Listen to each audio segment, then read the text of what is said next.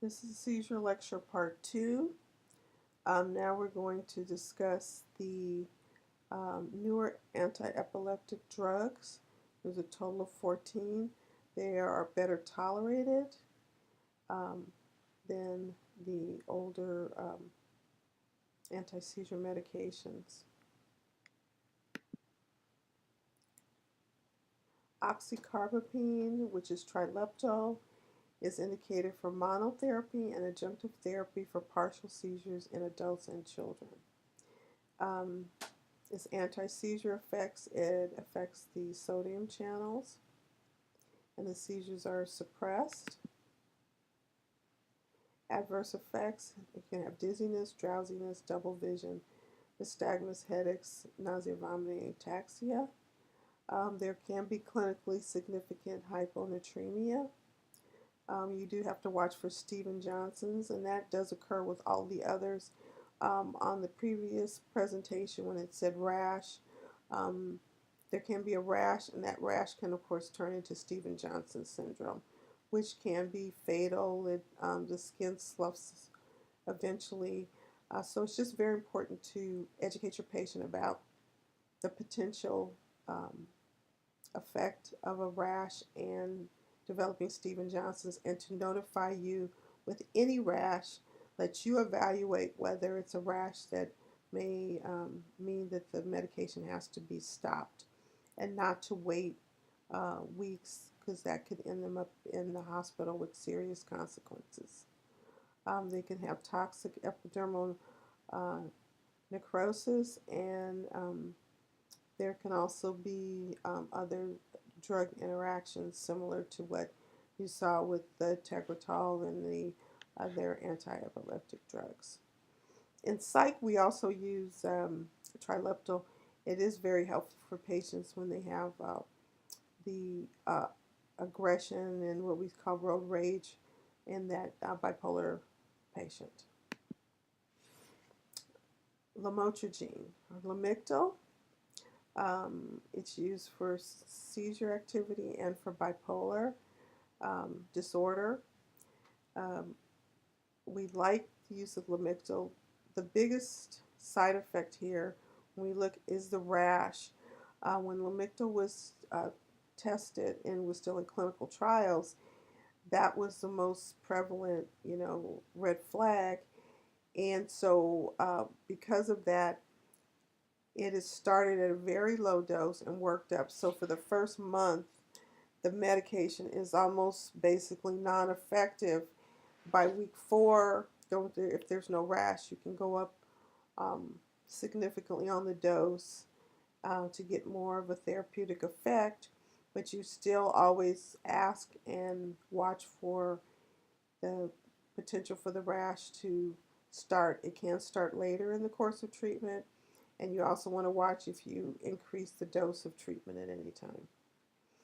Other effects can be dizziness, blurred vision, nausea, vomiting, headache, um, and risk for suicide. One of the reasons for that is it has a better effect when we use it in psych for the depressed bipolar patient. So if it's good at activating the patient out of the depression, you always have that risk of suicide because of their change in mood.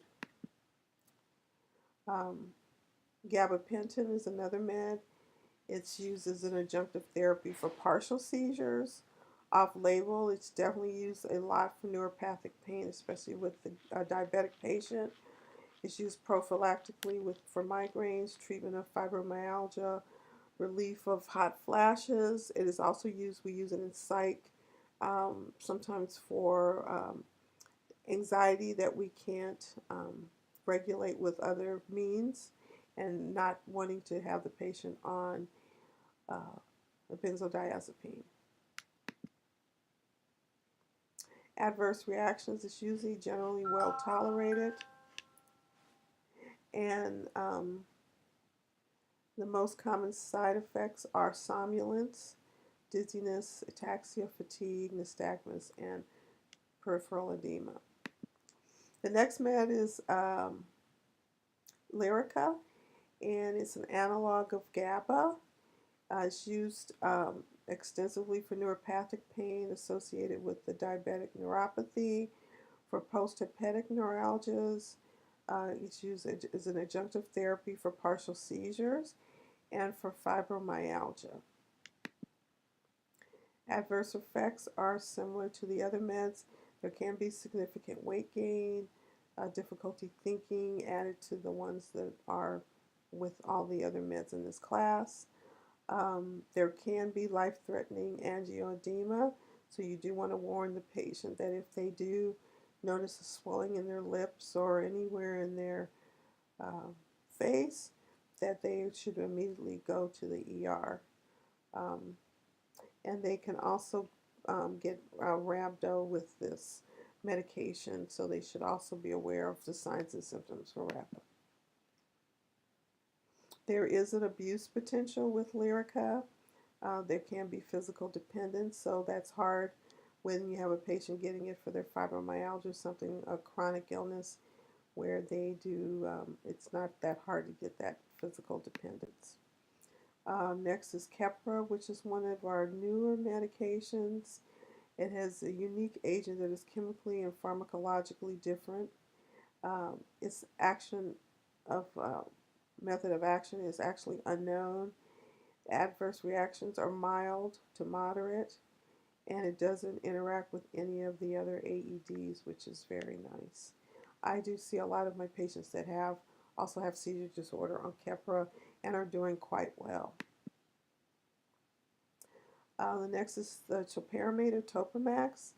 Therapeutic uses for seizures, bipolar, which is off-label, cluster headaches, neuropathic pain, diabetic neuropathy, tremors, binge eating, bulimia, alcohol and cocaine dependence, and most of those are going to be off-label for Topamax. Adverse effects, you're going to have somnolence to a degree, dizziness, ataxia, nervousness, nausea, anorexia, weight loss, which is one that in psych we use to our advantage. So if we have a patient that's picking up weight from one of the other medications and they're bipolar, we will, I don't do it, but it has been used. I see it used often by other providers, and they add a small dose of Topamax to help counteract, or hopefully help counteract, the weight gain that they're getting with, say, one of the antipsychotics. But I do have patients complain of the confusion, memory issues, kind of like dull, they get a dullness in their thinking, reduced concentration, difficulty finding words. One of the biggest things you have to watch for is a metabolic acidosis, the kidney stone issues. So for those reasons, I don't use it extensively with my patients, because getting them to uh, watch for those symptoms and monitoring their labs um, can be an issue. Then you have Gabatril. It's used as an adjunctive therapy for partial seizures in patients that are at least 12 years old. It blocks the reuptake of GABA by the neurons. Um, it's generally well tolerated. The same profile as many of the other newer AEDs. Zonegran is an adjunctive to partial seizures in adults. Um, Adverse effects, many of the same with that metabolic acidosis, which you do need to make sure you monitor for. Speech, the concentration, and cognitive issues.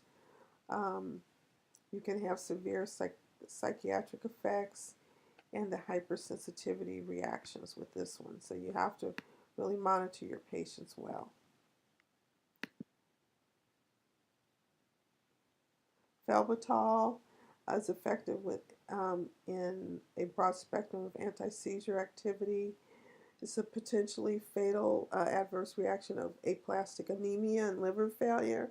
So this one is restricted to patients with severe epilepsy that is refractory to all other therapies. So normally you're not going to see this in your primary care practice. This would be, if it's administered at all, would be in a neurology practice if you're working there. Vimpat is an add-on for our partial onset seizures in patients 17 years and older.